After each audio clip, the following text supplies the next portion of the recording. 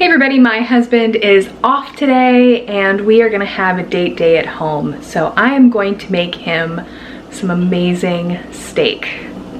And I'm gonna tell you how I make it. All right, everyone, so I am making my husband a steak, like a filet mignon, grass-fed, ButcherBox quality steak, like amazingness. So here's the deal. Years ago, if you've been watching my channel for a while, you know, we could barely even afford beef. And now our circumstances changed. Rick's changed his job this last year and some things have improved. And so being that that is the case, we have tried to meet some other goals that we have, and we have tried to improve the quality of our food. And so a lot of folks have noticed in the last year or so that our hauls have changed, that I've increased my budget, still not that significantly, guys. But one of the things that I've been trying to do in addition to improving the quality of the meat is to improve my shopping choices. So I'm really trying to support farmers as much as possible. So of course we decided to get chickens this year. Not that we're growing them, but we're having a local farmer grow them for us and having them butchered, so we're supporting our local farm community. Beef has been a little more challenging, so of course we use ButcherBox. I've talked about it a million times. I'll probably link some videos at the top. What I love about ButcherBox is that they send me meat and I don't have to worry about choosing meat. You know, we actually ordered an eighth of a cow a couple years ago. I'll be sure to link that at the top so you can see what came with that. And that was a really great experience. The problem is that I don't really have a great connection with a local farmer for that. So that was kind of through somebody else, through a friend of a friend. So I don't always have access to that. But one of the questions they asked me was, how do I want my meat cut? And I've never been asked that before. Like, I literally just don't know anything about it. And frankly, when I even got that meat, there were a lot of cuts of meat that I didn't know how to cook. And so I don't have to worry about that with ButcherBox. The meat just comes from the farmer to my house, pre-packaged in nice cuts of meat, and then I just have to, once I have those cuts of meat, figure out how to cook them. But I've been getting my ButcherBox for about a year or so, and at first I really struggled with how to cook these cuts of meat. I had never ever bought a filet mignon steak before in my life. Had no clue what to do with it. And so I started, you know, watching videos and looking up blog posts and trying to figure out how to make it. And now I feel like I make a really good steak. So I'm gonna show you how to make it, because maybe this year in 2021, one of your goals is to support local farmers. Maybe you're getting cuts of meat that you really don't know how to use, kind of like me.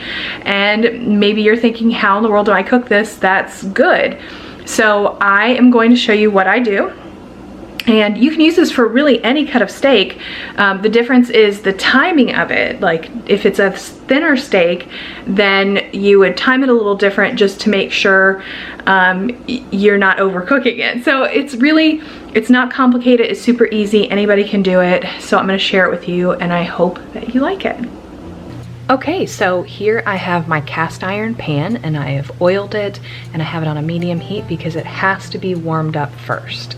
And this is my delicious filet mignon. Of course, I got this from my ButcherBox, and we have this because we get a meat box every month. If you're interested in ButcherBox, I will have an affiliate link down in the description box. But grass-fed filet mignon is really great for a date night at home and a whole lot less expensive. But we can still make it really nice, so I am just gonna start with some simple salt and pepper, and I like the thick salt and pepper. I'm using pink Himalayan sea salt here and just going ahead and cracking it myself over the top. And I also am gonna put restaurant style pepper, which is kind of the thicker pepper. I went ahead and got my tongs there. But I'm gonna sprinkle that on top as well. And then when I'm done, I'm gonna head flip it over and sprinkle it on the other side. So it's just really simple seasonings, but we wanna make sure it's well coated and well flavored before we put it on that hot cast iron pan. So I'm gonna go ahead and put the pepper on the other side, crack a little more salt, and we will be ready to put that in our pan. So here I am placing it in the pan, and you can see here in just a moment, that steam, there you go, is gonna rise because this is this very hot pan. Again, important, we want it to sear, we want it to get that nice caramelization immediately. So I'm showing you here that it's, even that oil is kind of popping there on the top, and you'll know that it's the right temperature. So it's not going too crazy, but it is getting a good caramel color. So we're gonna let that sit there for a moment, and as soon as it is done, it will actually release. So I'm gonna try to lift it, and you can see that it lifts easily, and that means it's time to turn. And this one, oh, it's stuck a little bit, it's not ready. We're gonna give it another minute, and then we're gonna flip it. And you can see then it flips pretty easily, so we're gonna go ahead and turn it over. So this actually takes no time at all to cook. Really, that if you've got the pan right, it shouldn't take very long at all. You can see the little bit of caramelization on there. We're still gonna cook it a little bit longer, but it's looking good. So once we have both sides that have a good color, we're actually gonna go ahead and try to cook down the edges. So you can see that I've turned it on its side, and it won't hold up on its own, so I'm gonna hold it myself. And we're gonna go ahead and brown those sides because we wanna make sure and lock the moisture in. So I'm just gonna kind of turn it around.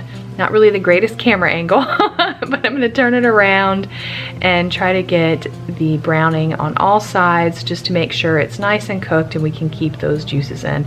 You can see I'm having trouble here trying to make sure you guys can see it, and still making sure that the steaks are getting browned, but we're making it happen. If I had more than just 2 steaks, I probably would just stack them together and do them all at once. But since I just had 2, I didn't feel like it would over brown the other steak too much for me to go ahead and do one at a time. So, but if you had more than just the 2, you might want to try to do them at once. So now that I've cooked the other sides, that one is standing up fairly well. So we're just giving it a few minutes and making sure we're browning on all sides. And once that's done, we're gonna go to our other steak and make sure that the edges are browned on that one as well. And it's the same process, just kind of turn it around. So now that all of the sides are done, we're gonna add a little bit more flavor to these steaks. So first I'm adding some butter, and just some regular unsalted butter, and this one actually gives me a little bit of trouble getting off the butter dish. But throw a little butter in there, probably a tablespoon, maybe 2, depending on what you have. And this is just a little bit of diced garlic that I'm throwing into the pan. I love garlic. Frankly, I probably could have put a little bit more, but I think most people would enjoy the flavor of 1 clove of diced garlic. And then I'm gonna add this rosemary and thyme leaves. And I'm just gonna put a sprinkle of both of those, not directly on the steak, but into that butter and garlic mixture. We're gonna kind of make a little, not quite a sauce exactly, but certainly a little bit of flavor added there to the bottom of the pan. And once I get the rosemary and the thyme sprinkled in there, I'm actually gonna go ahead and take those steaks and kind of rub them into that mixture and start to get them flavor enhanced. Now when you cook your steaks, you're actually gonna cook them to the doneness that you prefer. There's a lot of great materials online to show you how to do that. But you're just gonna press on them till they are the hardness that indicates their cooking level, whether it's medium or well done. We generally like ours rather well done. And I'm just gonna go ahead before they're done and scoop some of this butter onto the top and make sure that we have some of that garlic, rosemary, and thyme flavor on the top to infuse down into our steaks. And believe me, these are amazing. There it is. Just a few more minutes and they are completely done. So here's a very important step. You want to take them, put them on your plate, and let them rest for a few minutes to lock in the flavor. Okay, so that is it. That is how I make my steak. And again, I really hope that everyone is feeling good this year, that they're out there supporting their local farmers. Again, I support local farmers as much as I can. There's also ButcherBox, which supports local farmers. So if I don't know any, I can connect with ButcherBox and they can help me get a really great price for a good quality meat, and it's just sent to my house and I don't have to worry about it. Again, I have an affiliate link down in the description box. You guys can go check them out if you are interested. Actually, right now they are having a deal. It's their game day deal, and it's a bundle, and you get several cuts of meat for free. And this is another reason why I like them, is they regularly have deals that are generous, that give you lots of extra meat. And frankly, I shop around at a lot of different stores, and there is nowhere that you can go that is going to give you several cuts of quality meat for free. Like, that's a pretty significant deal. So let me tell you a little bit more about that game day bundle in case you're interested. Okay, so you get 1 pack of St. Louis ribs, 1 pack of pulled pork, and 1 pack of bacon. So 3 big packages of meat. You know, a pack of ribs, that's gonna be pricey if you go at the store. So you guys, if you are interested in that, that is totally up to you. I'm just putting it down there, letting you know about a good deal. But I hope you will try the steak recipe for sure. My husband loves it.